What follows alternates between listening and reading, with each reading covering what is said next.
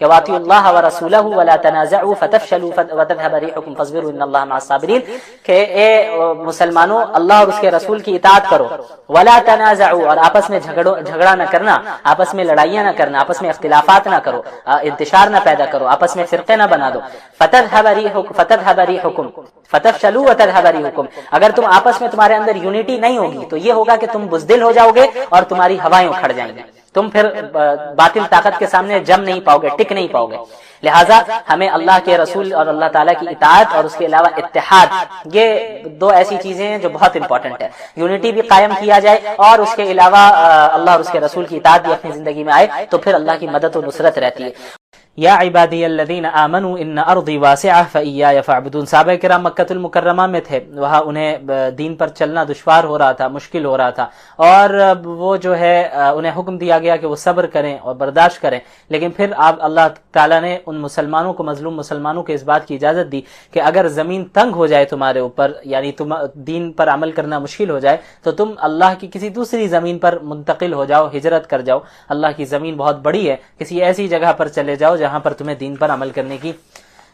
کھلی اجازت ہو۔ اس کے بعد اللہ نے فرمایا وَكَأَيٍّ مِّن دَابَّةٍ لَا تَحْمِلُ رِزْقَهَا، اب ہجرت کر کے کوئی ایک جگہ سے دوسری جگہ جائے گا تو ظاہر ذہن میں یہ سوال پیدا ہوگا کہ بھئی ہم جہاں اب تک رہ رہے ہیں وہاں پہ تو ہمارے کھانے پینے کا، پیسے کمانے کا، ہر چیز کا نظام بنا ہوا ہے، اب ہم دوسرے ملک میں، دوسرے شہر میں چلے جائیں گے تو اب ہمارے ساتھ کیا ہوگا، ہم رزق کہاں سے حاصل کریں گے؟ تو اللہ نے فرما دیا دیکھو زمین میں جتنے بھی جانور چلنے والے ہیں ہر ایک کو رزق اللہ ہی دیتا ہے اور تمہیں بھی اللہ ہی دیتا ہے، تو رزق دینا یہ اللہ کی ذمہ داری ہے۔ اس کے بعد مشرکین کا ذکر آیت نمبر 65 میں فَإِذَا رَكِبُوا فِي الْفُلْكِ دَعَوُا اللَّهَ مُخْلِصِينَ لَهُ الدِّينَ، کہ یہ جب مشرکین سمندر میں سفر کر رہے ہوتے اور طوفان میں پھنس جاتے اور انہیں سمجھ میں آ جاتا کہ اب یہاں سے اللہ کے سوا کوئی اور نہیں بچائے گا، تو پھر اپنے چھوٹے خداؤں کو پکارنا بھول جاتے ہیں اس وقت اور ڈائریکٹ اللہ کو پکارتے ہیں، اور پھر جب اللہ انہیں بچا لیتا ہے تو پھر وہ زمین میں آ کے شرک کرنے لگتے ہیں۔ اس کے بعد اللہ تعالیٰ نے اخیر میں فرمایا وَالَّذِينَ جَاهَدُوا فِينَا لَنَهْدِيَنَّهُمْ سُبُلَنَا، کہ جو شخص ہمارے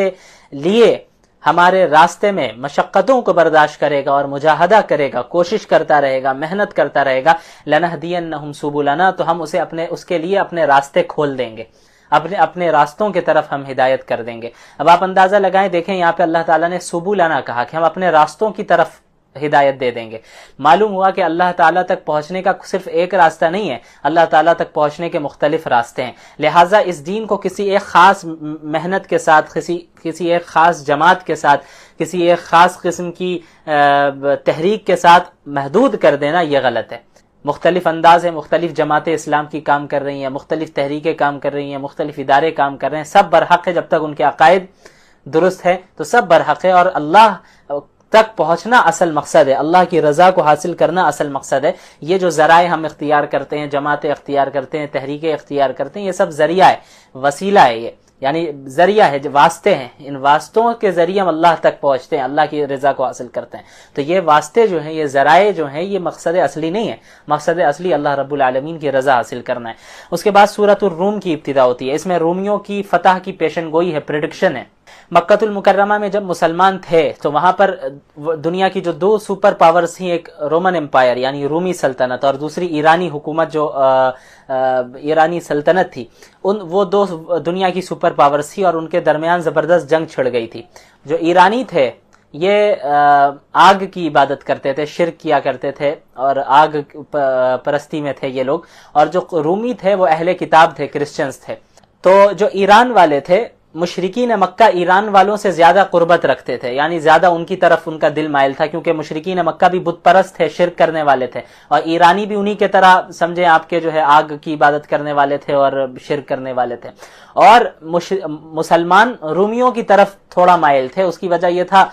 وجہ یہ تھی کہ جو رومی سلطنت میں رہنے والے لوگ تھے وہ اہل کتاب تھے، کرسچنز تھے، اور اسلام سے پہلے جو دین تھا، جو اسلام کی شکل تھی وہ یہی تھی کہ حضرت عیسیٰ پر ایمان لایا جائے، اگرچہ پھر ان لوگوں نے اپنے دین میں تحریف کر دی، چینجنگ کر دی، لیکن بہرحال اہل کتاب تو وہ تھے، تو اس لیے مسلمانوں کو اہل کتاب سے جو ہے تھوڑا سا زیادہ قربت تھی، یعنی ان کی طرف میلان تھا، اور جو مشرکین تھے ان کا میلان ایرانیوں کی طرف تھا، کیونکہ ان کے طرح یہ مشرک تھے، آگ کی عبادت کرتے تھے. تو یہ رومی سلطنت اور ایرانی سلطنت کی لڑائی ہوتی ہے، اور ایرانی جو ہوتے ہیں وہ غالب آتے چلے جاتے ہیں رومیوں کے اوپر، رومیوں کو شکست دیتے رہتے ہیں، ایک ایک شہر کو فتح کرتے چلے جاتے ہیں. تو جیسے جیسے وہ آگے بڑھتے رہتے ہیں، یہ مشرکین مکہ مسلمانوں کو چڑھاتے تھے، مذاق اڑاتے تھے، دیکھو ہمارے ایرانی بھائی کیسے اہل کتاب پر چڑھتے جا رہے ہیں جن کی طرف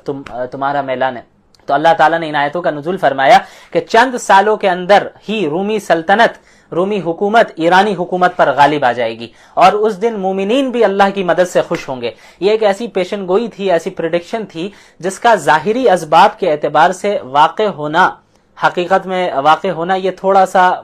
بلکہ سمجھیں آپ کے ناممکن ہی تھا ظاہری اسباب کے اعتبار سے. اور جب یہ آیتیں نازل ہوئی تو مشرکین مکہ مذاق اڑانے لگے، ارے یہ محمد صلی اللہ علیہ وسلم کیسی باتیں کر رہے ہیں، یہ کہہ رہے ہیں کہ ایرانی حکومت جو ہے ہار جائے گی اور یہ رومی حکومت غالب آ جائے گی، یہ کیسی بات ہے، ایسا ہو ہی نہیں سکتا، اور یہ ایسی ہی باتیں کر رہے ہیں، اور کہہ رہے ہیں کہ چند سالوں کے اندر. اچھا عربی میں بضع کا لفظ استعمال ہوا ہے جس کا 9 کے اندر اندر کی جو تعداد ہوتی ہے، یعنی 9 سالوں کے اندر اندر غالب آ جائیں گے، ایسا کیسے ہو سکتا ہے، تو مذاق اڑاتے تھے. بہرحال اللہ تعالیٰ نے اس پیشن گوئی کو پورا فرمایا کہ ٹھیک 7 سال کے بعد ایرانی حکومت شکست کھا جاتی ہے اور رومی حکومت جو ہے غالب آ جاتی ہے، اور یہ وہ سال ہوتا ہے جس سال بدر کی جنگ ہوتی ہے. تو اللہ نے اس پیشن گوئی میں یہ بھی فرما دیا تھا، یہ اس بات کی بھی پریڈکشن کر دی تھی اللہ تعالیٰ نے، دیکھو کہ چند سالوں کے اندر رومی جو ہے وہ غالب آ جائیں گے ایرانی سلطنت پر، اور اس وقت مومنین بھی خوش ہوں گے اللہ کی مدد سے. تو اس طرف اشارہ تھا کہ بدر کی جنگ میں مسلمان بھی جیتنے والے، یعنی جس سال رومی غالب آ گئے ایرانیوں پر اسی سال جو ہے مسلمانوں کو بدر میں اللہ کی مدد سے فتح بھی حاصل ہوئی. تو رومی سلطنت بھی غالب آ گئی، اور کیا ہوا کہ مسلمان بھی اللہ کی مدد سے خوش رہے. تو یہ ایک ایسی پیشن گوئی تھی جس کا ظاہری اعتبار سے پورا ہونا بالکل بھی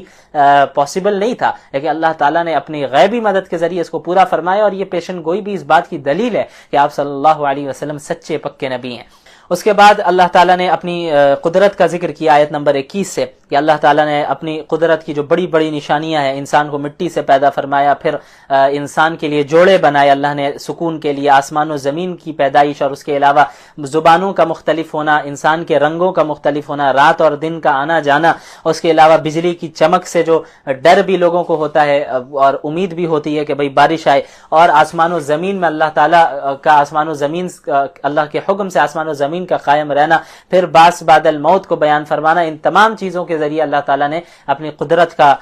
ثبوت دیا ہے اور اپنے موجود ہونے کی دلیل کے طور پر اسے پیش کیا ہے. اس کے بعد آیت نمبر 41 میں اللہ تعالیٰ نے فرمایا ظہر الفساد فی البر والبحر بما کسبت ایدی الناس، کے بحر و بر میں یعنی خشکی میں بھی اور تری میں بھی، زمین میں بھی سمندر میں بھی انسانوں کے برے اعمال کی وجہ سے فساد پھیل چکا ہے. تو اللہ تعالیٰ جو اس دنیا میں مصیبتیں لا رہا ہے، اس دنیا میں مصیبتیں لاتا ہے، انسانوں کو آزمائش میں ڈال رہا ہے، وہ انہی کے برے اعمال کا نتیجہ ہے، انہی کے برے اعمال کی بعض سزا اللہ دنیا میں چکھا رہا ہے. تو عام طور پر جو دنیاوی مصیبتیں آتی ہیں وہ انسان کے برے اعمال کی وجہ سے ہی آتی ہے. ہاں یہ کوئی قاعدہ کلیہ نہیں ہے، اور بھی اسباب ہوتے ہیں، یعنی ممکن ہے اللہ محض بعض بندوں کو آزما رہا ہو ان کے درجات کو بلند کرنے کے لیے، ان کے برے اعمال کی وجہ سے نہیں. لیکن عام طور پر جو دنیا میں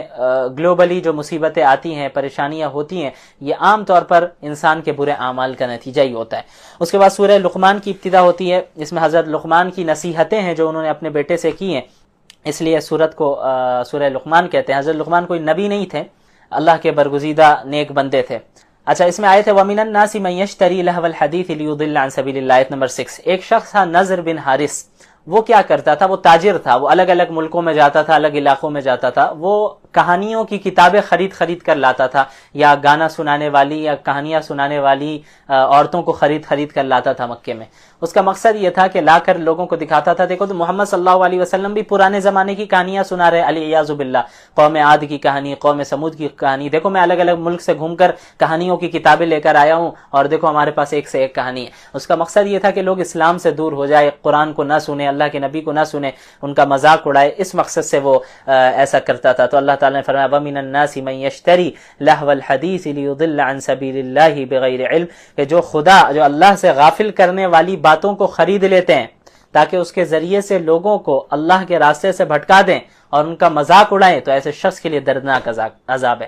تو ہر وہ چیز جو اللہ کے ذکر سے غافل کرے، ایسی چیز کو خریدنا بھی جائز نہیں ہے، اس کو پھیلانا یہ تو سخت گناہ ہے۔ مثلا میوزک ہے، میوزیکل انسٹرومنٹس ہے، میوزک کے ایک بہت بڑی وجہ ہے جس سے انسان کے دل میں اللہ کی محبت ختم ہوتی ہے اور وہ اللہ کے ذکر سے غافل ہوتا ہے، اسے اپنے ایموشنز پر کنٹرول نہیں رہ پاتا۔ تو کوئی میوزیکل انسٹرومنٹ خرید رہا ہے یا میوزک کو پروموٹ کر رہا ہے تو وہ بھی اس آیت میں داخل ہے کہ ایسے شخص، کیونکہ اس کے ذریعے سے کتنے لوگ اللہ سے غافل ہو رہے ہیں، تو ایسے شخص کے لیے دردناک عذاب ہے۔ اس کے بعد اللہ تعالیٰ نے حضرت لقمان علیہ السلام کا ذکر کیا ہے، وَلَقَدْ آتَيْنَا لُقْمَانَ الْحِكْمَةَ أَنِ اشْكُرْ لِلَّهِ۔ اللہ تعالیٰ نے حضرت لقمان علیہ السلام کو حکمت عطا فرمائی تھی، وہ توحید پرست تھے، اللہ کے جو ہے برگزیدہ بندے تھے، اور جو اللہ کے ساتھ شرک کرنے کو بہت بڑا گناہ سمجھتے تھے، جو کہ حقیقت میں، اور انہوں نے اپنے بیٹے کو چند نصیحتیں کی کہ دیکھو شرک نہ کرنا، شرک بہت بڑا گناہ ہے، بہت ظلم ہے، بڑا ظلم ہے، اور اگر کوئی چیز رائی کی دانے کے برابر بھی ہو تو اللہ تعالیٰ کی ذات سے وہ مخفی نہیں ہے، اللہ تعالیٰ اسے بھی حاضر کر دے گا۔ اللہ تعالیٰ کے علم کے قائل رہنا، نماز کی پابندی کرنا، نیکی کا حکم دینا اور برائی سے روکنا، اس کے علاوہ لوگوں کے ساتھ سختی کے ساتھ پیش نہیں آنا، مطلب خوش ہو کر اچھے انداز میں خندہ پیشانی کے ساتھ لوگوں سے ملنا، چڑھنا نہیں کسی سے، کسی کو حقیر نہ سمجھنا، زمین پر اکڑ کر نہ چلنا، میانہ روی کے ساتھ چلنا، اور اپنی آواز کو پس رکھنا، چیخنا چلانا نہیں زیادہ، اپنی آواز کو معتدل رکھنا، کیونکہ ان انکر الاصوات لصوت الحمیر، سب سے ناپسندیدہ آواز گدھے کی آواز ہوتی ہے، جو چیختا ہے جب گدھا، تو انسان ہے، اسے گدھا نہیں بننا چاہیے، جب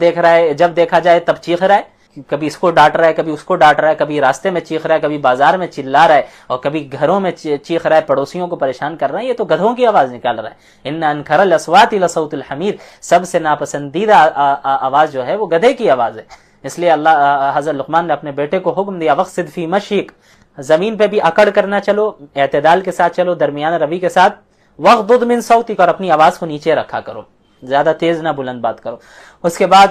اللہ تعالیٰ نے اخیر میں آیت نمبر 34 میں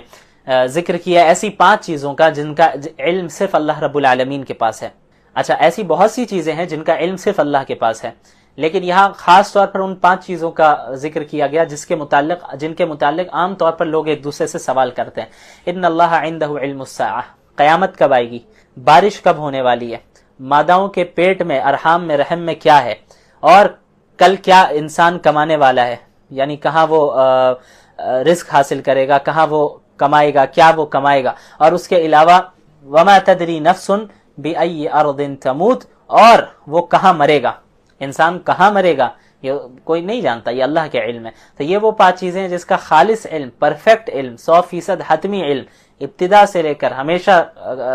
تک یہ جو ہے اللہ کے ہی پاس اس کا علم ہے، اور کسی کے پاس اس کا علم نہیں ہے۔ اس کے بعد سورہ سجدہ کی ابتدا ہوتی ہے۔ اس صورت میں بھی جو اسلام کے بنیادی اراکین ہے، توحید ہے، رسالت ہے، قیامت ہے، اس کا اثبات کیا گیا ہے۔ آپ صلی اللہ علیہ وسلم جمعے کے دن فجر کی نماز کی پہلی رکعت میں سورہ سجدہ کی تلاوت کا اہتمام فرماتے تھے، اور دوسری رکعت میں سورۃ الدہر کی تلاوت کا اہتمام فرماتے تھے۔ یہ ایسی سنت ہے جو سنت مہجورہ ہے، عام طور پر ہماری مساجد میں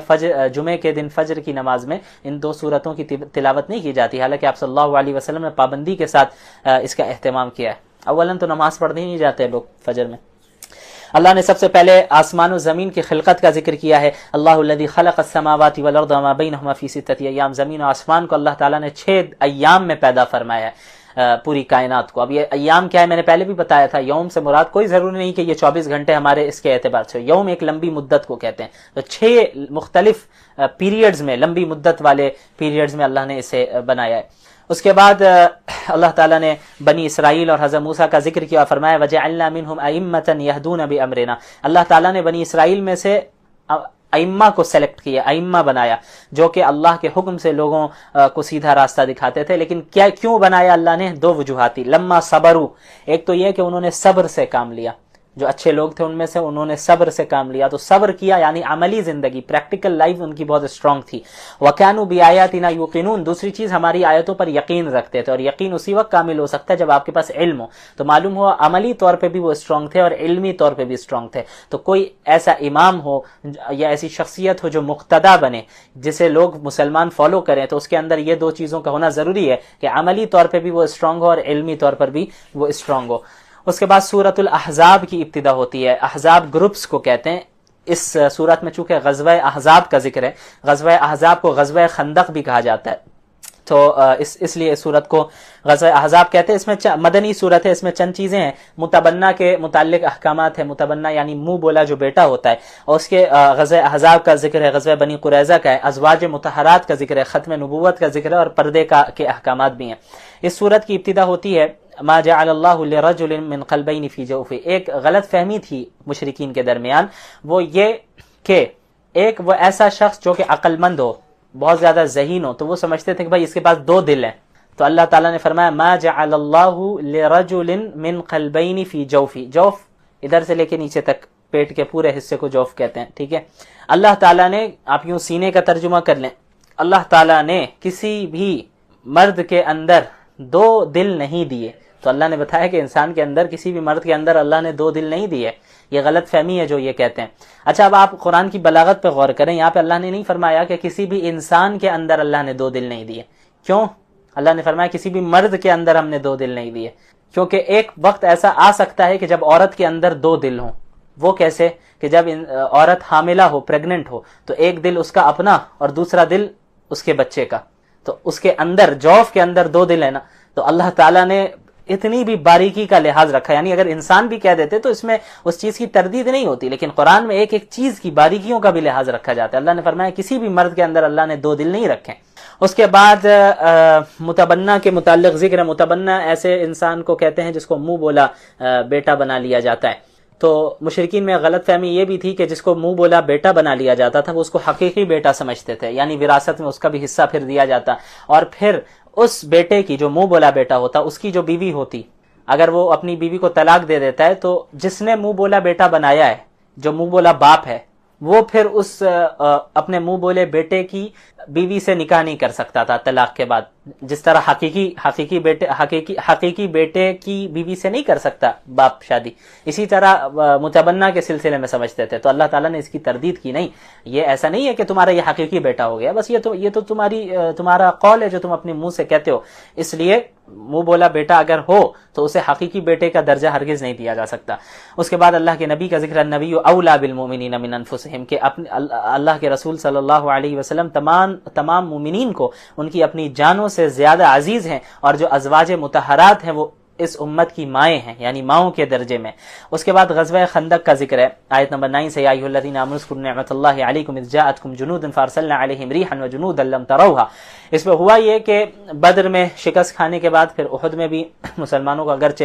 تھوڑی سی تکلیف پہنچی، لیکن بہرحال مسلمانوں کو غلبہ مدینے میں حاصل ہوتا رہا، تو مشرکین سے دیکھا نہیں جا رہا تھا، تو مشرکین نے عرب کے مختلف قبائل کو بہکایا کہ بھئی ہم سب مل کر جو ہے مدینے میں حملہ کریں گے۔ تو یہ ہزاروں کی تعداد میں ایک لشکر آتا ہے مشرکین کا، مختلف قبیلے مل کر، اور مدینہ المنورہ کو وہ لوگ گھیرنے آتے ہیں، ان پہ حملہ کرنے کے لیے، اسلام کو ختم کرنے۔ تو اللہ تعالیٰ نے، اللہ کے نبی صلی اللہ علیہ وسلم نے حضرت سلمان فارسی رضی اللہ عنہ کے مشورے سے خندق کھدوائی، یعنی گڈھا کھدوایا، ایک لمبا چوڑا بالکل، تاکہ جو لشکر ہو وہ مدینے میں انٹر نہیں کر پائے۔ تب اس میں محنت لگی، ظاہر صحابہ کرام دن رات محنت کرتے رہے، خندقیں کھودتے رہے، یہ ڈیفینسو پوزیشن کو اختیار کرنا تھا، ظاہر اتنی بڑی تعداد آ رہی تھی۔ تو ایسا ہی ہوا، خندقیں کھود دی گئیں۔ تو اب جب مشرکین آ گئے تو انہوں نے مدینہ المنورہ کو گھیر لیا اور محاصرہ کر لیا کہ ہر اعتبار سے ان کو جو ہے باہر سے ان کا تعلق ٹوٹ جائے اور کیسے بھی کر کے گھس کر حملہ کیا جائے۔ بہرحال یہ مستقل کرتے رہے، یہاں تک کہ خوف کا یہی وہ موقع تھا کہ جب آپ صلی اللہ علیہ وسلم نے پیٹ پہ 2 پتھر باندھے تھے، صحابہ نے ایک پتھر باندھ رکھا تھا، یعنی سردی کا، سخت سردی کا موسم تھا، اس کے علاوہ فقر و فاقے سے گزر رہے تھے، کھانے پینے کے سامان نہیں تھے، اور اس کے علاوہ جو ہے دن رات بالکل خندق کے پاس کھڑے رہنا پڑتا تھا، کیونکہ کبھی بھی فوج یہاں آ سکتی تھی۔ تو تقریباً 1 مہینے تک اس طرح کا محاصرہ جاری رہا، بہت تکلیفوں کے ساتھ صحابہ اور اللہ کے رسول گزرے، اور خوف کا عالم تھا کہ بس چند تعداد ہیں اور یہاں ہزاروں کی تعداد میں پورا جزیرۃ العرب تقریباً مختلف قبائل اٹھ کر آ گئے۔ تو اللہ نے فرمایا کہ وَبَلَغَتِ الْقُلُوبُ الْحَنَاجِرَ وَتَظُنُّونَ بِاللَّهِ الظُّنُونَ، کہ صحابہ کے کلیجے منہ کو آ گئے تھے اور گمان کرنے لگے، مختلف چیزیں ذہن میں آنے لگی کہ پتہ نہیں کیا آج اسلام ختم ہو جائے گا، کیا اللہ کی مدد کب آئے گی اور کیسے مقابلہ کیا جائے۔ تو اللہ نے فرمایا هُنَالِكَ ابْتُلِيَ الْمُؤْمِنُونَ وَزُلْزِلُوا وزلزلوا زلزالا شدیدا، یہ وہ وقت تھا کہ جب مومنین کو زبردست آزمائش میں مبتلا کیا گیا، انہیں ہلا دیا گیا، وزلزلوا زلزالا شدیدا، مومنین کو آزمائش میں مبتلا کر کے ہلا دیا گیا، بالکل ایسا خوف کا عالم چھا گیا تھا۔ لیکن پھر اللہ کی غیبی مدد آئی اور ایک ایسی ہوا چلی کہ مشرکین جو ایک مہینے سے گھیرے ہوئے تھے، ان کے ٹینٹس اور ان کے سامان، ساری چیزیں اڑنے لگ گئی اور ساری چیزیں تہس نہس ہونے لگی۔ تو اس ہوا کی سختی سے جو ہے وہ لوگ پریشان ہو گئے کہ بھئی اب ہم زیادہ، ایک تو ہماری بڑی تعداد ہے یہاں پر اور ہم زیادہ دن اور نہیں رک سکتے۔ اس کے علاوہ اور بھی چند چیزیں ہوئی تھیں، آپ سیرت کا جب مطالعہ کریں گے تو اس سے آپ کو اندازہ ہوگا۔ تو یہ بہرحال واپس گئے اور مسلمان محفوظ رہے۔ اسی دوران بنو قریظہ جو یہودیوں کا ایک قبیلہ تھا، انہوں نے غداری بھی کی، تو ان کا بھی معاملہ جو ہے کلیئر کیا گیا، اور اس طرح جو ہے محفوظ رہے مسلمان۔ اس کے بعد آیت نمبر 28 میں یا ایھا النبی قل لازواجک ان کنتن تردن الحیاۃ الدنیا وزینتہا، اس آیت کو آیت تخییر بھی کہتے ہیں۔ کیوں؟ کیونکہ اس میں حضرات ازواج مطہرات کو، یعنی آپ صلی اللہ علیہ وسلم کی جو اہلیاں تھیں، بیویاں تھیں، ان ازواج مطہرات کو اختیار دیا گیا۔ ہوا یہ کہ غزوہ خندق اور بنو قریظہ کے بعد ازواج مطہرات نے آپ صلی اللہ علیہ وسلم سے یہ مطالبہ کیا کہ ان کے نفقے میں کچھ اضافہ کر دیا جائے۔ یہ مطالبہ کوئی ناجائز نہیں تھا، جائز تھا کہ نفقے میں اضافہ کیا جائے، لیکن ازواج مطہرات کی شان کے لائق نہیں تھا۔ اس لیے اللہ تعالیٰ نے انہیں یہ اختیار دیا، اے نبی آپ ان سے کہہ دیجئے کہ اگر تمہیں دنیا چاہیے، دنیا کی زینت چاہیے، تو آؤ میں تمہیں دنیا اور دنیا کی زینت دے دیتا ہوں اور تم سے علیحدگی اختیار کر لیتا ہوں، تمہیں جہاں جانا ہے چلے جاؤ۔ لیکن اگر تمہیں اللہ چاہیے اور اللہ کے رسول چاہیے اور آخرت کا گھر چاہیے، تو پھر تمہیں اس دنیا میں قناعت اور صبر کے ساتھ رہنا ہوگا۔ تو تمام ازواج مطہرات نے یہی فیصلہ کیا، ہمیں اللہ کے رسول کے ساتھ رہنا ہے، ہمیں دنیا نہیں چاہیے، دنیاوی زندگی کی نعمتیں نہیں چاہیے، جو مل جائے گا ہم اس پر صبر کریں گے، قناعت کریں گے۔ تو اللہ تعالیٰ نے کیسا مقام انہیں عطا فرمایا، اور یقیناً آخرت میں بھی ان کا مقام ایسے ہی اور آپ صلی اللہ علیہ وسلم کے ساتھ رہیں گے۔ اور اس میں یہ بھی اللہ نے فرمایا کہ یا نساء النبی، اے نبی کی عورتیں یعنی ازواج مطہرات کے، آپ کا مقام بہت اونچا ہے، آپ عام عورتوں کی طرح نہیں ہیں، لہٰذا اگر آپ میں سے کوئی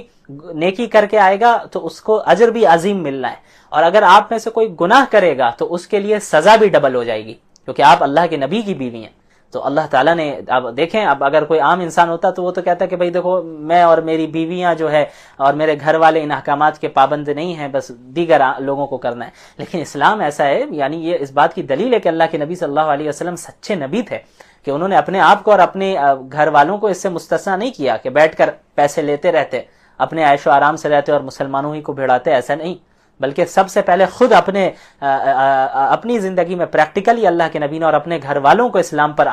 پریکٹیکلی جو ہے انہیں چلایا۔ اس کے بعد جو ہے مسلمانوں کے درمیان بھی دعوت ہوتی رہی، تاکہ کیونکہ انہیں نمونہ بننا تھا۔ تو اپنے ازواج مطہرات سے بھی اللہ تعالیٰ نے کہلوا دیا کہ آپ کہہ دیں دنیا چاہیے تو لے لو اور جاؤ، اللہ چاہیے، رسول چاہیے، گھر دنیا آخرت کا گھر چاہیے تو تمہیں صبر کرنا ہوگا، جو ملے اللہ تمہیں اس دنیا میں دے دے اس پہ قناعت کرو۔ اور ظاہر ازواج مطہرات تھیں، ہماری دینی روحانی مائیں ہیں، انہوں نے اللہ کے نبی کا ہی انتخاب کیا اور آخرت کے گھر کا ہی انتخاب کیا۔ وآخر دعوانا ان الحمد للہ رب العالمین۔